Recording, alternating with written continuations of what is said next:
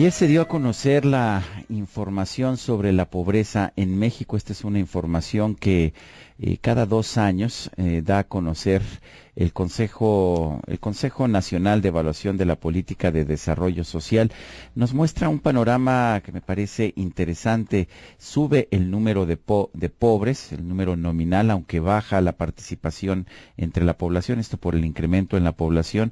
En cambio, baja de forma significativa el número de personas en pobreza extrema, también por supuesto su participación como porcentaje en la sociedad. ¿Qué significa todo esto? Vamos a tratar de comprenderlo gracias a la intervención del doctor Gonzalo Hernández Licona, quien es secretario ejecutivo del Coneval, precisamente este Consejo Nacional de Evaluación de la Política de Desarrollo Social. Gonzalo, buenos días, gracias por tomar nuestra llamada. ¿Qué tal? Muy buenos días, Sergio, Lupita, usted siempre con muy buena música. Pues ya sabe usted que me gusta la música, Gonzalo. Buenos días, doctor. Bueno, pero Lupita, ¿cómo le va? el tema, yo diría que el tema más importante de México, la pobreza. Por lo pronto, en términos de pobreza general, lo único que podría yo decir es que pues no estamos haciendo avances, pero pues tampoco estamos sufriendo un deterioro. Parece haberse estabilizado la situación, sobre todo después de la crisis que tuvimos en el 2009. Lo dices muy bien, Sergio. Ahorita y en el artículo que hiciste en la Reforma, efectivamente, después de la crisis de 2009, donde la pobreza subió 3.2 millones entre 2008 y 2010, ahora se estabiliza, por así decirlo. El incremento es solamente de 500,000 personas, aunque por supuesto un incremento de pobreza siempre es importante decirlo y tomar cartas en el asunto. Aunque hay una baja en términos porcentuales en la población por el aumento de la población. Exactamente, el porcentaje baja de 46% a 45.4.5%, pero por el aumento de la población hay este incremento en 500,000 personas, que refleja en general dos elementos de la economía mexicana, yo diría estructurales.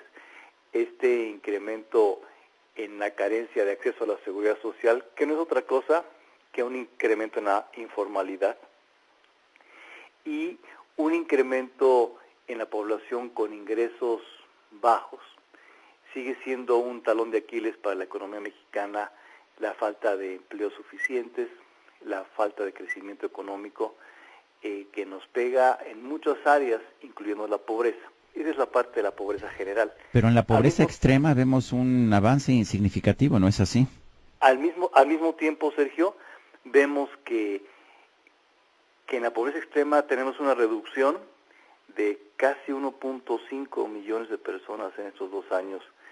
Y esto implica que es población que si antes tenía 3 o más carencias sociales, ahora tiene menos de 3 carencias sociales, y seguramente los avances en el acceso a la salud, en el acceso a una vivienda de mayor calidad, o a niños que van más a la escuela primaria, secundaria e incluso en preparatoria, son factores que han reducido la pobreza extrema en medio de esta problemática del país de poco crecimiento económico. Doctor, ¿cómo se considera que una persona o una familia está en una situación de pobreza?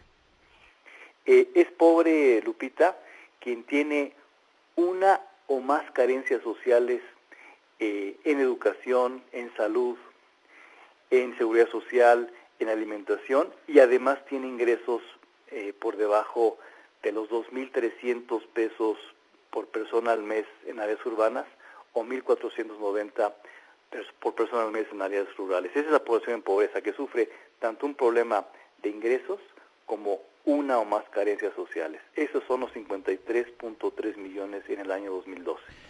Doctor, a mí me llama la atención, no me sorprende la cifra de pobreza general en que finalmente se contiene, pero no hay un avance, pero a mí me parece que es muy importante el avance en materia de pobreza extrema. Evidentemente esto no parece ser por más ingresos por parte de esta población.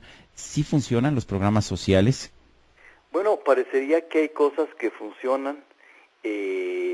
Ha habido un seguro popular que ha aumentado la cobertura de acceso a los servicios de salud, que eso es muy relevante mencionarlo. En 4 años, Sergio, casi 18 millones de personas tienen mayor cobertura en servicios de salud, que no quiere decir que la calidad haya aumentado en el mismo ritmo, pero la cobertura aumentó. Ha aumentado la población con pisos firmes, con electricidad en la casa, con agua potable en la casa. En fin, hay niños que van más a la escuela en secundaria, en primaria e incluso en preparatoria. Las becas, sobre todo en áreas rurales, han servido para eso. Es decir, hay que reconocer avances en este tipo de programas que van dirigidos a la población en pobreza extrema, que han logrado reducir la pobreza extrema, aún, insistimos, en un ambiente donde los ingresos no han crecido lo suficiente o incluso han bajado. Cuando uno toma el ingreso laboral y lo deflacta o le quita el efecto del aumento de los precios de los alimentos, incluso ha bajado. Aún así, los programas dirigidos a la pobreza extrema, en ese sentido, parecería que han contenido e incluso reducido la pobreza extrema. Bueno, hay unas declaraciones donde el propio secretario de Hacienda, Luis Videgaray, dice el enfoque asistencialista de la política social no es suficiente, no, hay que hacer de estos programas un motor de producción y no nada más un paliativo. Nunca han sido suficientes los programas sociales ni lo serán, Lupita. Los países como China y como la India, que han bajado la pobreza en los últimos 10, 20 años, ha sido a base sobre todo de crecimiento económico. Me pareció muy afortunada, Lupita, la conferencia conjunta del secretario de Hacienda y del secretario de Desarrollo Social, dando el mensaje, ese mensaje, que si bien programas sociales ayudan y son importantes en un país con tanta población en pobreza, el elemento económico sigue siendo el elemento complementario más importante para los programas sociales. En épocas donde la economía le fue muy mal a México, como en el 94, 95, o en el año 2009, la pobreza subió. Es decir, qué bueno que se reconozca de manera tan directa que la economía tiene mucho que hacer en el combate de la pobreza. Entonces, la solución real es el crecimiento económico, pero imagino que no haya tampoco recetas mágicas para el crecimiento económico. No hay recetas mágicas, desafortunadamente, Sergio. Los países han crecido, China, la India, el propio Chile, Brasil han crecido económicamente por varias razones. México tiene que tener su propia forma de crecimiento. Por supuesto, tener estabilidad económica es importante, no es suficiente. Estas famosas reformas que se están planteando, entre otras, en donde varios partidos tienen, o parecería que tienen acuerdos en reformas, parece algo importante. Otra reforma importante que se propone, el acceso universal a la seguridad social, con una reforma sendaria para lograrlo, son ideas que van más allá de programas sociales. Yo creo que lo bueno de plantear este conjunto de ideas más allá de las formas en las que se puedan hacer, es que haya una visión mucho más amplia de crecer como país y que ese crecimiento ayude a reducir la pobreza, más allá y muy complementario a programas sociales. Podríamos tener muchos programas sociales, de hecho tenemos muchos programas sociales, Sergio. Algunos sirven, otros no tanto, pero más allá de los programas sociales, pensar en que México puede crecer, ese es el gran complemento para bajar la pobreza. ¿Cuánto está invirtiendo México en total en combatir la pobreza? Y bueno, y digo, yo creo que hay que separar aquí programas realmente para combatir la pobreza y subsidios como el de los combustibles, el de las gasolinas, que lo que nos dicen los especialistas es que más bien ayudan a quienes más tienen. ¿Cuánto en realidad gasta el gobierno de México para combatir la pobreza? Mira, digamos, es muy difícil dar un número único, porque tú tienes mezclado, como tú dices, programas sociales que en el gobierno federal son cerca de 274 programas sociales que buscarían reducir algún elemento de la pobreza. Algunos programas son duplicados. Por ejemplo, tenemos cerca de 20 programas en el gobierno federal que se dedican a dar financiamiento productivo. La idea es buena, Sergio, simplemente que no hemos encontrado la fórmula para que esos programas, más allá de duplicarse, tengan el efecto adecuado. decías tú el problema del subsidio de gasolinas. Sí creo yo, Sergio, que es un subsidio que es muy regresivo, es decir, va a más población con ingresos altos que con ingresos bajos, y que son ingresos que uno puede utilizar para programas sociales que sí sean más efectivos. Es decir, se puede hacer mucho más en tener un gasto mucho mejor focalizado y, por supuesto, y déjame insistir en esto, un crecimiento económico mucho más acelerado.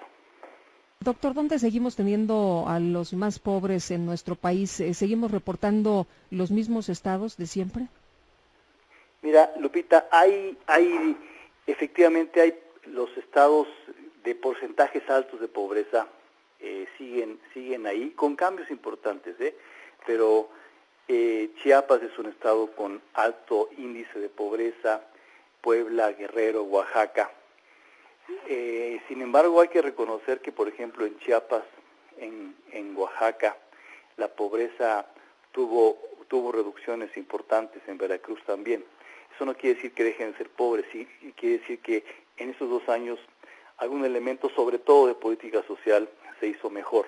Pero no descartemos y pongamos el énfasis también en que en zonas urbanas la pobreza es muy amplia y está ahí. Lo hemos dicho en varias ocasiones. En municipios como Acapulco, el Acapulco que muchos conocemos en la parte amable, bueno, la parte no amable implica pobreza y pobreza extrema muy fuerte, en Ecatepec, en Puebla, en Toluca, en Ciudad Juárez, son áreas urbanas donde hay pobreza y pobreza extrema también, Lupita. ¿Cuál sería, y entiendo que la única salida a la pobreza es el crecimiento económico, en materia de pobreza extrema, la solución sería seguir intensificando los programas sociales, buscar cuáles funcionan mejor e intensificarlos, quizás eliminar los que no funcionan tan bien?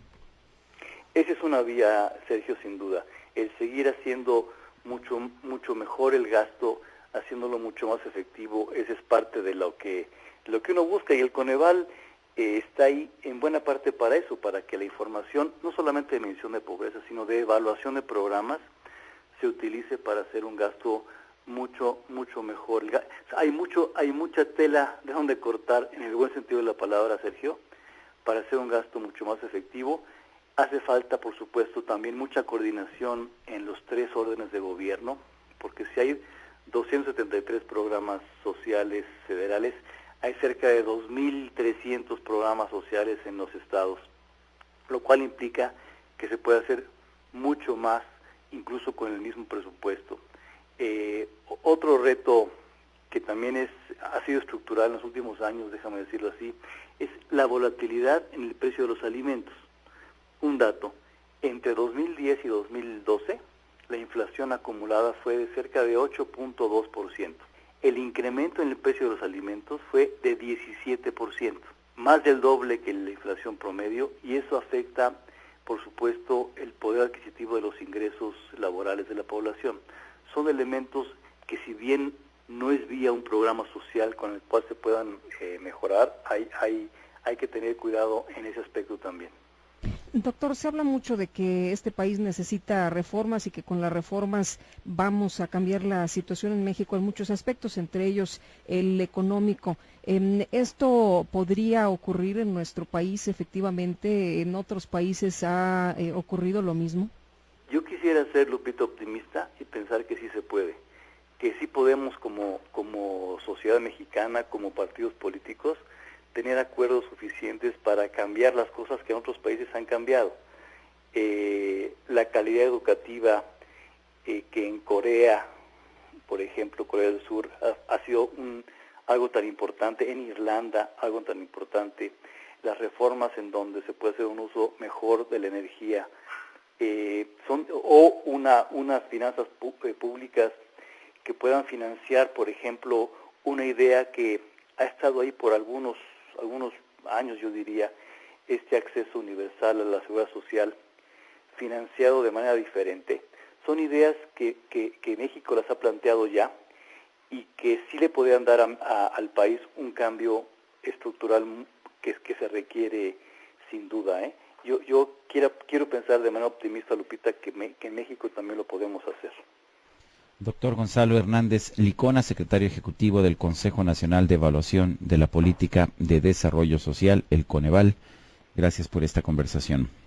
Muchas gracias, Sergio. Lupita, un abrazo. Gracias, igualmente. Buenos días. A mi juicio, el tema más importante para nuestro país, el tema fundamental, es el tema de la pobreza. Y claro, lo que no se mide no se puede mejorar. Tenemos ya en los últimos años un esfuerzo muy serio por parte del Coneval para medir la pobreza, medirla fuera de temas políticos, y esto pues me parece muy importante que tengamos esto y después tomar decisiones sobre qué está funcionando y qué no está funcionando bien. A mí me queda claro, lo señalo hoy en mi artículo en el periódico Reforma, la pobreza general está estancada. Eso está bien, por lo menos ya no nos estamos deteriorando, pero para resolver esto, como decía ayer el doctor Luis Videgaray, secretario de Hacienda, necesitamos más crecimiento económico. Pero en materia de pobreza extrema, sí estamos viendo una mejoría, y esta mejoría me parece importante y creo que tiene su fundamento en el gasto en materia social.